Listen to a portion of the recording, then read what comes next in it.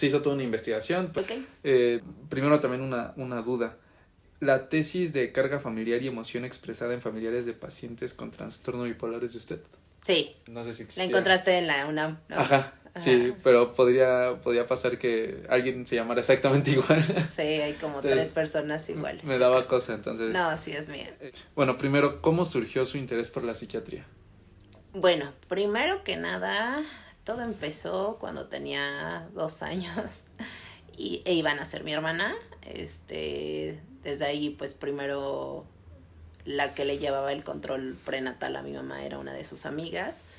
Y vecina de la misma calle, y como que decía, ay, ¿quieres escuchar a tu hermanita y demás? Entonces, a partir de ahí me ponían el estetoscopio y demás, y desde entonces como que tuve muy claro que quería estudiar medicina. Okay. Cuando llegué al último año de la preparatoria, llevas una clase que se llama psicología, y donde vienen algunos temas como muy por encimita de qué es la depresión, qué es la ansiedad, qué es la esquizofrenia o los problemas psicóticos, que es como lo más común y lo más aparatoso y con lo que casi siempre nos asocian a los psiquiatras. Le pregunté yo a la orientadora, oye, me salieron unas dudas de esto, de todos esos temas, ¿no? Y me decía, no, es que esas dudas que tú tienes es de psiquiatría, no es de psicología. Eso lo ven los psiquiatras. Entonces ahí fue como la primera vez que yo dije, hay otra cosa que se llama psiquiatría. Y como ya tenía muy en claro que yo quería estudiar medicina, también para ese momento yo sabía que pues ser médico general es totalmente válido y es una licenciatura bastante complicada, compleja y muy linda, o muy ambivalente porque también tiene sus cosas muy horripilantes, pero como que siempre tienes que estudiar otra cosa, sobre todo en el entorno citadino, ¿no? O sea, si estás a lo mejor en un entorno rural o más fuera de las ciudades grandes, probablemente te puede ir bien siendo médico general. Pero yo al vivir en una ciudad, pues como que aquí siempre tienes que ir con el especialista, ¿no? Entonces ahí como que ya empecé a investigar un poquito más, pero pues yo ya estaba muy perfilada a entrar a medicina. Okay. Después de eso, yo estudié en la Anáhuac. Entonces, para entrar a la Anáhuac tienes que hacer un propedéutico que en ese entonces eran 5 meses. Es como el preview de lo que vas a ver en el primer semestre, ¿no? Y para que te hacen el propedéutico para ver si tienes ganas, si quieres hacerlo, que en ese entonces era también para como que te familiarizaras con los horarios, porque en ese entonces la Anáhuac medicina era estudiar de lunes a viernes de 7 de la mañana a 7 de la noche. Entonces, como que nuevamente fue de, esto me interesa. Y lo que nos explicaba que hacían los psiquiatras, de que veían, o sea, curiosamente lo que la mayor parte de la gente piensa es de que nos dedicamos a ver a los locos, ¿no? Y no, lo que nos da de comer a los psiquiatras principalmente es la ansiedad actualmente y en segundo lugar la depresión. ¿Cuál fue o cómo fue tu primera interacción de un ambiente de ser psiquiatra? O sea, ¿en qué momento de tu vida dijiste esto que estoy viviendo es como ya estar siendo una psiquiatra? En una clínica que ya no existe, que es en la Clínica San Rafael, donde ahora está Patio Tlalpan. Y ahí me tocó llevar clases en el tercer año y la verdad es de que para mí fue maravilloso. Desde el primer momento que entré ahí, algo que a mis compañeros les pasaba, que era una rotación horripilante, la padecían mucho, les generaba mucha angustia, no les gustaba porque evidentemente pues tenías que estar en contacto con los pacientes. Era una clínica privada, era una clínica que manejaba un muy buen volumen de pacientes y de diferentes patologías, entonces, o enfermedades, pues. Pero algunos de ellos sí eran, pues, lo que llamamos comúnmente pegajosos, ¿no? O sea, como que te seguían y te decían alguna palabra repetitivamente. Okay. Había uno que, por ejemplo, te decía, ¿me das un dulce? ¿Me das un dulce? ¿Me das un dulce? Y había otro que te decía, ¿eres mi papá? ¿Eres mi papá? Y que esa cosa se llama ecolalia. Para mí fue así como llegar al paraíso. Ibas un miércoles y al siguiente miércoles volvías a ver al paciente y al siguiente miércoles, así durante varias semanas, lo entrevistabas y veías la evolución. Y esa evolución veías que a lo mejor la primera semana estaba súper mal, pero a la vuelta de una semana o de 2 semanas ya estaba en su normalidad o más cercana a su normalidad. Y además de que se me facilitaba muchísimo, o sea, es de las materias que a mí nunca me costaron trabajo estudiar, o sea, era como una esponjita para mí, o sea, todo lo que veía en clase se me quedaba rápidamente y lo que escuchaba de los pacientes me acordaba mucho, digo, ese es un problemita un poco mío, que tengo muy buena memoria, y luego ver la evolución, para mí la verdad era muy satisfactorio y fue la mejor rotación del tercer año. Entonces desde ahí yo dije, sí, sí es para mí, eso es para mí. Y la otra cosa es que no eres tan invasivo, o sea, de estar toqueteando a los pacientes, pero con lo que trabajamos mucho es con las emociones, con el pensamiento, con lo que tú hablas. Y va siendo un trabajo en equipo. Entonces, eso y ver cómo a veces con ciertas intervenciones o ciertos medicamentos le puedes ayudar y cambiar en pocas semanas la vida a un paciente, para mí fue lo que hizo totalmente decisivo dedicarme a esto. ¿Y nunca hubo dudas sobre esa decisión? ¿Siempre fue así 100% estar segura de querer eso? ¿Nunca hubo como un momento en el que te llegaras a replantear si estabas segura? Hubo un pequeño momento en donde en el 5º año, que se llama el internado médico, donde te la pasas todo el tiempo en un hospital, mientras tuve mi rotación de cirugía, afortunadamente, a mí nunca me ha gustado cirugía, pero afortunadamente me tocaron todos los congresos ese mes de cirugía general, gastrocirugía, endoscopía y demás, entonces no había tantas cirugías programadas de gastrointestinales. Entonces me tocó rotar con muchos oftalmólogos y fue la única ocasión donde dije, oftalmo suena interesante, ¿no?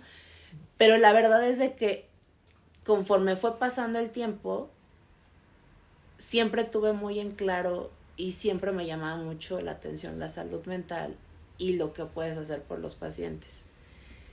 Con lo que finalmente como que amalgamó mi decisión fue porque en toda el área médica, si tú estás viendo pacientes de lo que sea, parte de tu formación en la especialidad es tienes que pasar visita con los pacientes en la mañana, en la tarde, en la noche, a todas horas.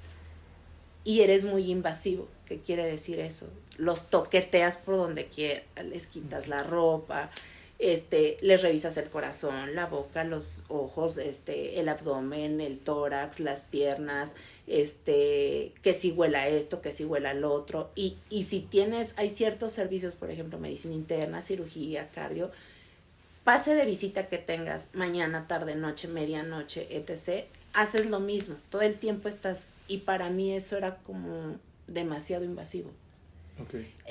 No me gusta tanto el contacto de toquetear a la gente, ¿no? Sí. Y también soy muy piquis-triquis, la verdad, para los olores, y la padecí bastante en el servicio de medicina interna y de cirugía y de gineco.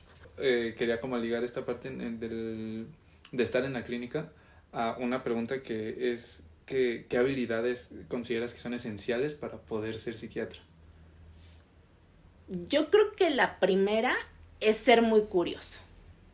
O si lo pudieras decir de otra manera, el chisme, ¿no? Sí. Necesita uno tener cierto grado de esta curiosidad por querer saber del otro.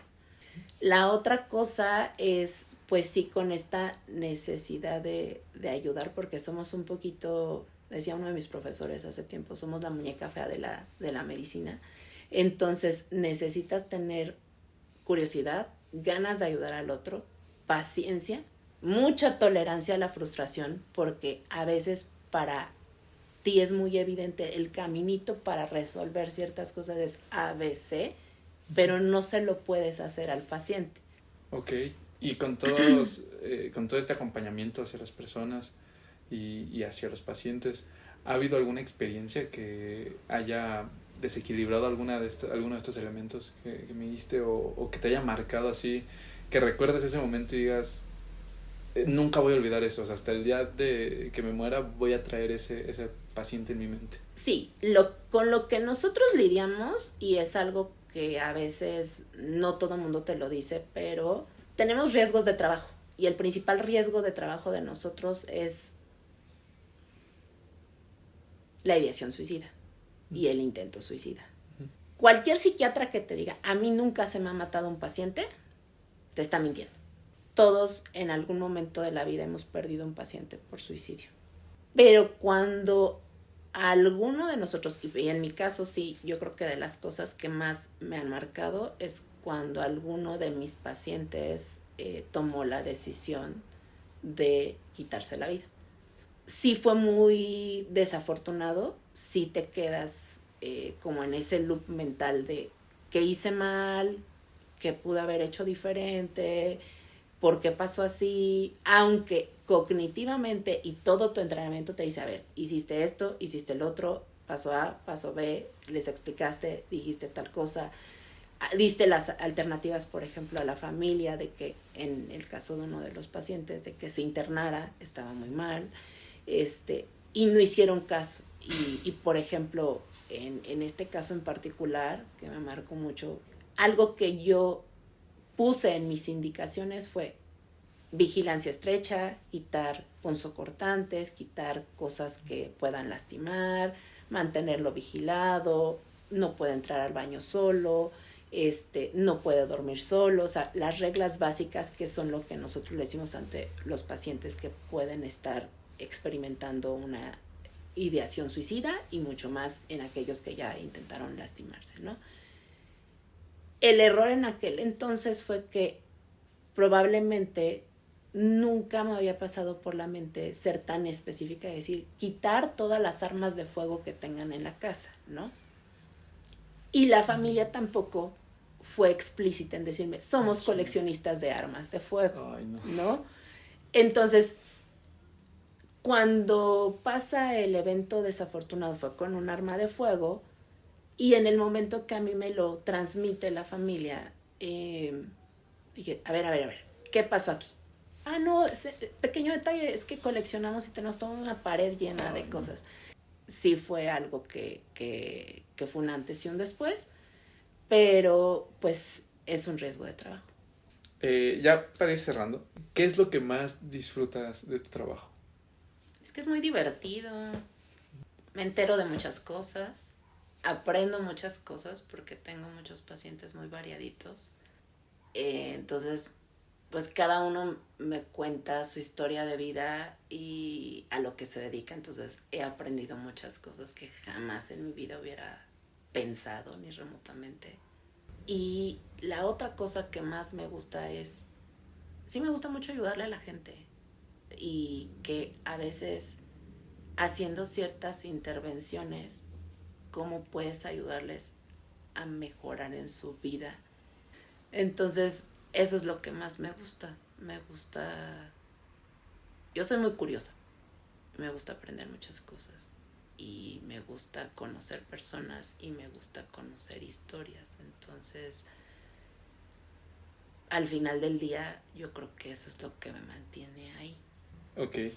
¿Y qué se siente el voltear al pasado y ver todo lo que has logrado por lo menos en esta parte de lo laboral, diagonal, carrera, no sé.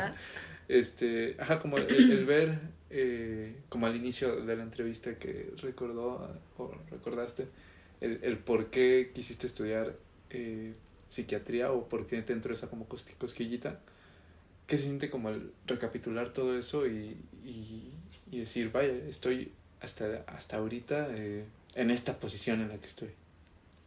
Se siente lindo, pero a la vez dices, rayos, el tiempo vuela. No te das a veces cuenta de todo lo que has avanzado hasta en el momento en el que te das cuenta de que ya no eres joven y que ya confían en ti y que ya eres experimentado, es cuando tus profesores o te llevan a su familia o van ellos a consulta contigo. Wow. Al principio dices, wow, qué padre, ya confían en mí. Pero enseguida dices, wow, eso quiere decir que ya tengo mucho camino recorrido. Sí. Ya no soy chiquito, ya soy alguien confiable, ya soy alguien que ya le trabajó cierto número de años y que ya han visto tu evolución a lo largo de los años, para que entonces, si ya hasta tus propios profesores están confiando en ti, es que sí eres confiable. Sí. ¿No? Entonces, sí se siente lindo recordar cosas. También cuando te llegan ya ciertas cosas a partir de cierta edad ya no está tan lindo, más bien dices, ay, Dios mío, ya me está tocando otro tipo de cositas más complejas, pero pues la vida es así. Muchísimas gracias. No, de qué, si Gracias. necesitas más de algo, Sí. un gusto.